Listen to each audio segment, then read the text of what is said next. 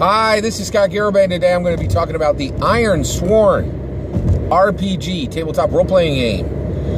It is a brand new tabletop role-playing game that is, air quotes, in previews. I'm going to talk about that in a minute. This thing it's an immediate download. It's highly recommended because it's free. It's a free tabletop role-playing game, okay? And it's called Ironsworn. And I'm going to talk about it in a minute, or I'm going to go into depth on it. So let me start. So Ironsworn is available now for free. I absolutely love this game. It is a fantastic tabletop role-playing game, and it's really unique, and it's an absolute immediate download. So it doesn't cost anything. So you should absolutely go right and just type into Google. Everything about this game is so well executed, except one thing. There's one flaw with this game. It doesn't keep you from checking it out and playing it, in my opinion. But I'm going to save the flaw till last. And the reason why is I'm going to do what I tell my son and my daughter and my all my kids. Don't see the negative as larger than the positive, especially if there's more positive than negative. And that is definitely the case here with Ironsworn RPG. Ironsworn RPG is created by Sean Tompkins, okay? Now, who's the company that's connected to it? I don't know, right? It's super weird. Like, Ironsworn seems to have come out of nowhere. It's connected to Sean Tompkins, who is clearly a very good TRPG designer, also knows a lot about graphic design, also knows a lot about layout, or knows people who know that, right? So, like, this thing is incredibly well executed. So there's a ton of reasons to pick up Ironsworn immediately. The biggest one is it's free. 276 page long TRPG. Well, what's it about, right? What's Ironsworn about? Ironsworn is perilous quests in a dark fantasy world, okay? Now, I don't think the word is used anywhere in the game, but this game is Vikings, right? It is just the Viking theme in a fantasy world. There is magic, okay? There's oracles and things like that. But overall, if you've watched the show Vikings, if you've watched, pretty much this is Vikings turned into a TRPG with a tiny bit more, magic in it. I would say, right? So, but it's clear that Sean Tompkins really loves the idea of Vikings. And he has done an incredible job of capturing the feel of a Vikings dark fantasy, which is also a little redundant. Dark fantasy and Vikings kind of go together really, really well. But this game has some incredibly interesting aspects, okay? So one, let's talk about its length and its quality. So right now, if you go, you can just type in Ironsworn RPG, you will find, and Google will find you easily, the website, right? It'll take you right there, and then right there is 8 free downloads, which is not only the 276 page rule book, you will also get all the assets, right? And the assets are player character abilities, and basically this is one of the absolute master strokes of Ironsworn RPG, right? So the structure for this game is all player characters play a Viking. You're in the Ironlands. The Ironlands is in a time of war. So you're going to be sweeping from one area to another area. And you're going to be, warring against other tribes, fighting against horrors, fighting against beasts, right? Doing perilous quests, right? And your character is going to be fulfilling vows, okay? So Ironsworn are people who can make these vows, and then they are powered by their drive toward that vow and powered by their fulfillment of that vow, okay? Now, which is it's a really interesting concept, okay? Now, when you create your character, you only play human. Human is the only option in the game, although there are elves in the game, right? But they're not a playable race. There are no playable player character races except human, which totally fits the theme of we're dealing with Vikings here, right? Okay, which is really an unnamed theme in the game, but it definitely is Vikings. Okay, all right. So you have this situation, and you're moving forward with and then so you choose. You don't really even choose your race. You're a human being. What's your class, right? Well, there are no classes. you choose assets. At the beginning of the game, you get a set number of assets, and then you go and you choose those assets, and you can mix and match the assets any way you want. So your asset could be horse or hound or war scarred, right? And if you're war scarred, you have the ability to remember a scar that was given to you, and now when you attack this foe, you get extra damage and an extra to hit, right? And so one of the things that's really incredibly well executed about the assets is just the assets are perfect, right? So they're all even, right? They're all like, you can select them, and one doesn't make you more powerful than the other, and they're built so that any player, so you can mix and match. Your character can be a little bit cleric, a little bit rogue. By the way, there's these really cool names, like they call it Iron and Shadow and Strength. Like the whole structure of the game is really unique and incredibly theme specific, right? It's really neat. So and the wizard, the cleric, the mage, the fighter, it's all there, right? But you can mix and match, and so your player character can be any mix of those, right? So you take these assets, and you just choose your assets, and then you have your player character. But the master stroke of this game, the thing that every game master has to see, is how these assets were built. Every single asset fits on a card, the size of a Magic the Gathering card, the size of a playing card, right? So it's like it'd be like war scarred veteran, whatever it is, and then it says, hey, this is an aspect of your character. It has the name, it has the symbol, and then it has 3 things that you get to do that are really powerful and really cool because you have this asset, right? And this asset could be a character attribute. It could be it's a lot like a feat. Actually, gear is considered an asset, and I love the way it's just mixed in here, and it's incredibly well done, incredibly well done. And I've seen this done in other games, right? But one of the things they'll do is they'll like scrunch up the text real hard to get it all jammed onto a card. And Sean Tompkins, the design of the assets is flawless, absolutely flawless. Every asset is cool and important and perfectly fits on that card without straining your eyes to 8-point, text. It's just incredibly well done, and it has to be seen because it's a real masterstroke in tabletop role-playing game design, right? This game is beautiful from cover to cover, and one of the things is when I look at this thing, I'm like, holy cows, how is this getting given away for free? And is Sean Tompkins crazy, right? Because the reality is, his preview 7 tabletop role-playing game, which is just his releasing saying, oh, this is my ash can, right? Like, this is being completely given away for nothing, right? And it's a completely playable game, right? So his freebie previews are better than, I would say, easily 50% of all tabletop role-playing games that are already published, that are not, like, from the Fizzy 5, that are not from the 5 US-based tabletop role-playing game companies that have physical buildings, which is FFG, Fantasy Flight Games, that Monty Cook Games, Wizards of the Coast, or there's a couple of, there's like 2 more in there. Why am I drawing a blank now?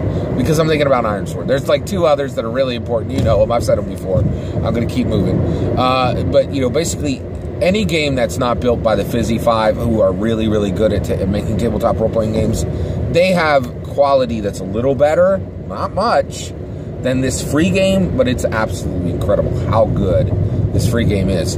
It's so good, and it makes, and I see Sean Tompkins putting this thing out there, so I think, it makes you wonder, why is he putting this incredible free game out there? And I think there's a few reasons. One, I think right now, this is hard for people to get their brain around. It's so fun to create tabletop role-playing games, and every smart person in the world who loves tabletop role-playing games is creating their own game. So the market is completely saturated, right? So if you want to get a game out there and you want to sell it, you have just such a high bar to hurdle over to get anybody to buy your game, because The players who have played tabletop role-playing games for a while, who are really going to want to see your indie tabletop role-playing game, even super high quality, already have games on their shelves they don't have time to play. So I think that's one of the reasons why it's being given away for free. I also suspect something. I think Sean Tompkin is a sotropog. Okay, sotropog is a neologism I created. It is a tabletop role-playing game designer who is connected to the software enterprise, who for their day job works in software, right? This is a major thing. There are dozens of them, if not well over 100. The best, almost all of the best tabletop role-playing game designers in the world have worked in software. The Venn diagram is ridiculous. It's almost like a crust on a pizza, right? The overlap is ridiculous. So I think he's the sotropog. I'll be delighted to be wrong, but I'll bet I'm not wrong. I don't even need to look it up. I can just look at his game, look at his website. The fact that you can download, the downloads on his PDFs is smoother than you get at Drive-Thru RPG, which are fantastic and smooth.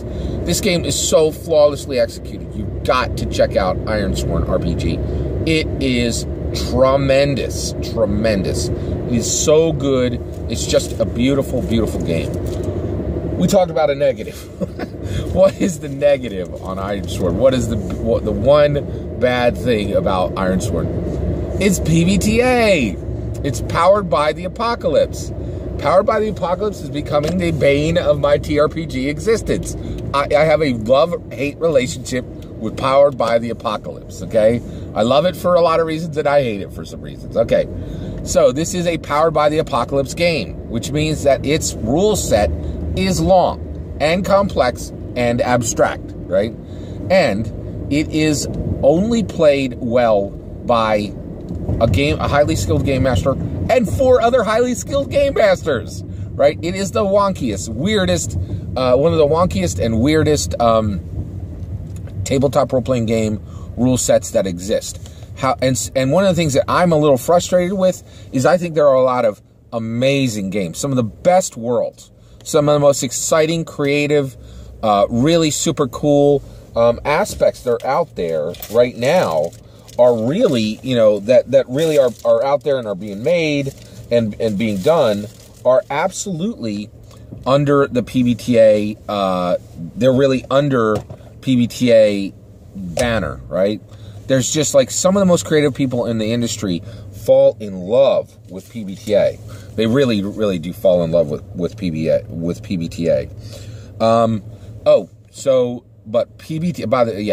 But Powered by the Apocalypse, which is based on Vincent Baker's Apocalypse World, which really, I don't think Vincent Baker's Apocalypse World, it is the origin, but the real momentum behind Power by the Apocalypse, in my opinion, is Dungeon World, which was created by Sage Latura and Adam Cobell, and I think that is the real fuel that is in the Powered by the Apocalypse engine, okay? Now, that's highly debatable, and I don't mean disrespect to Vincent Baker, although I'm not super big fan of his rule set. I cannot argue with the absolute fire he has created in the heart of so many incredibly talented tabletop role-playing game designers. And the only reason I harp on Powered by the Apocalypse is it's so long, so complex, and so abstract, with no decent summary available anywhere on the market, right? That I just feel like a lot of incredibly great worlds are trapped behind the Powered by the Apocalypse rules engine. So that's a little bit of a Scott Garibay. I know I'm not the biggest fan of PBTA.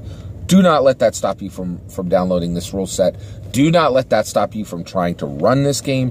There is a kernel of a brilliant, beautiful game on this. The read is really wonderful and fun. I really enjoyed the read on this. There's some things I didn't talk about that I want to go back to some of the more cool things in this game. Oracles. Oh, oracles are used beautifully in this game. You know, somebody like throws down those chicken bones and the blood giblets and all, and like reads your fortune. Really, really well executed in this game.